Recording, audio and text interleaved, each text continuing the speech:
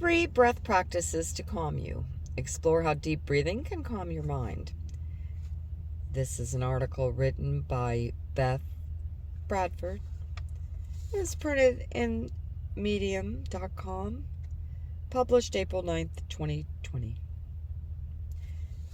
One of my students must have noticed my inattention in my last conversation with him, and he later sent me a quick note. Just breathe, Dr. Bradford. I laughed somewhat, recognizing that the persona I adopt as a college professor is quite different from the persona I adopt as a certified yoga instructor. Because he knows that I practice and teach holistic wellness outside of academia, he'll often send gentle reminders for me to live more like this at work. Oftentimes, I will indeed forget to breathe. The state of mind is reflected in how we breathe. During times of stress, notice that your breath is shallow or rapid. This is the body reacting to stress, so your sympathetic nervous system, the fight or flight mode, is activated. Our immune system is suppressed, and our reactivity is heightened. On the other hand, when we're relaxed, our parasympathetic nervous system, or the rest and digest system, dominates. Although these divisions of the autonomic nervous system work independently of one another, their functions are quite opposite. Both are necessary to function in our daily life. The yoga practice of pranayama or breath control can be used to engage the parasympathetic nervous system. Research has found that breath practices improve cognitive function, reduce stress, and enhance mood. Certain breath practices are either stimulating brahmana or calming langana. I'll focus on 3 breath practices that can bring calm or help balance your energy. Ocean breath or ujjayi. If you've ever attended a yoga class at a studio, more than likely you're familiar with ujjayi pranayama. It's used as a monitor of stress during a vinyasa practice. If you struggle with ujjayi, you then might be working too hard in the asana practice.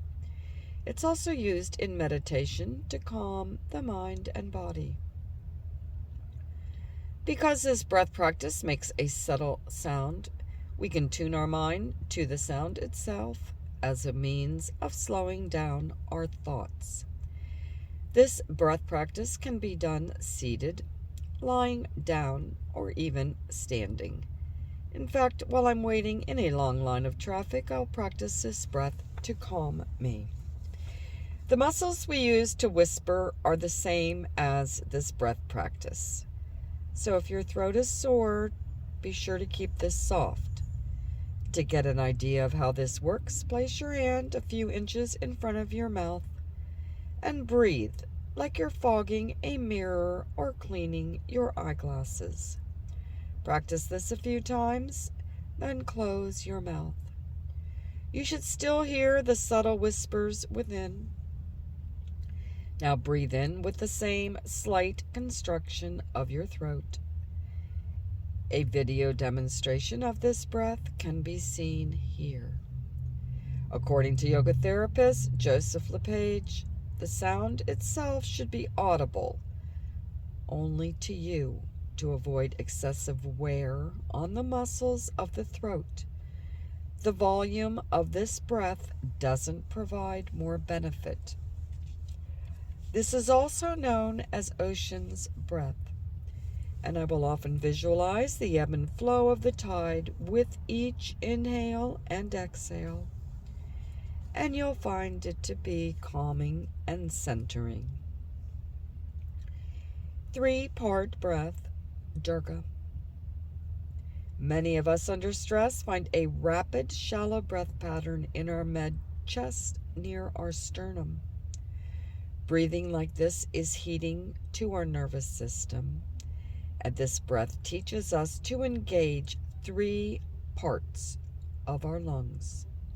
Hence the term 3-part breath.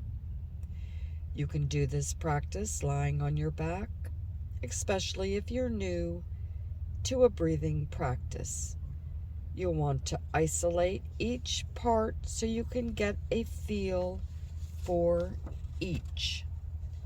First, the diaphragm. Begin by breathing deep into the lungs, allowing the diaphragm to push the belly out. You can even try placing your hand on your abdomen to feel your diaphragm push the organs of the abdomen out of the way. This engages the parasympathetic nervous system, which will relax us. After a full belly inhale, feeling the expansion of the abdomen, let go and exhale, noticing the abdomen contracting. If you're lying on the floor, allow the abdomen to sink towards the floor with gravity. Thoracic cavity. Place your hands on your lower ribs.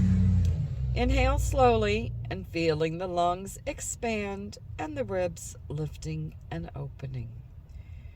Breathing into this area helps the kidney and adrenal glands. Clavicle and sternum. With your thumbs underneath your armpits, place your fingers across your upper chest. With fingertips nearly touching, inhale into this upper chest area, feeling the collarbones and sternum rise as your fingers spread apart. Now let's pull all of that together. Inhale deep into the belly, feeling the abdomen expand out. Then into the thoracic cavity, feeling the ribs open, and finally into the collarbones and sternum. Now reverse with the exhale. First the upper chest, then mid-chest, then abdomen. This is a cooling breath altogether, so if you're needing more energy, you might opt for a more energizing breath, such as the breath of fire.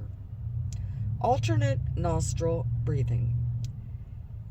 This is a balancing breath that balances the parasympathetic and sympathetic nervous system. Yogic practitioners identify 72,000 nadis, or energy channels, in the body. 3 of these nadis, the Ida, Pingala, and Sushumna, are considered fundamental nadis. The energy channel on the left side of the body, the Ida nadi, refers to feminine or cooling qualities. The right side, the Pingala nadi, represents masculine or heating energy. It's important to bring these 2 channels into balance. The breath is optimally done seated, either on the floor or on a chair. Be sure to blow your nose, or it might be a little difficult. I use a neti pot to clear out my sinuses before this practice. If you have a cold or your nasal passages are blocked, choose one of the previous breath practices until you are less congested. With alternate nostril breathing, you want to keep the inhales and exhales approximately equal length. Don't worry about retention of the breath or the bandhas at this point. Typically during alternate nostril breathing, the exhale is longer than the inhale. With the right hand, close the index and middle finger with your palm into your palm. You'll notice the ring finger also begins to bend. Bring your ring finger and your thumb to either side of your nose, just below the bony cartilage. Exhale completely, then lightly close off your right nostril and breathe through your left nostril. Close both nostrils for a brief moment, then exhale through the right nostril, closing off the left nostril with your ring finger. Keeping the left nostril closed, inhale through the right, then close off both nostrils. Then exhale through the left. In short, it's inhale left, exhale right. Inhale right, exhale left. That's 1 round. Repeat at least 12 rounds. Continuing your breath practice. At first, it's important to notice the breath, noticing the length and depth of your inhales and exhales. Note this at the beginning of each session and see if your breath changes at the end. Don't strive to change its length. Just observe and take note. The breath is never really forced. Allow your breath to gently expand in its own proper time. Over time, you might notice the length of your inhales and exhales expanding. This might be beneficial, but the key is finding balance. In BKS Iyengar's book, Light on Yoga, a breath practice over time will change our outlook in life, reduce your cravings, and temper your distracted mind. Ultimately, it helps integrate mind, body, and spirit. Sometimes when life gets overwhelming, it takes a reminder from a student that relief can be just a breath away.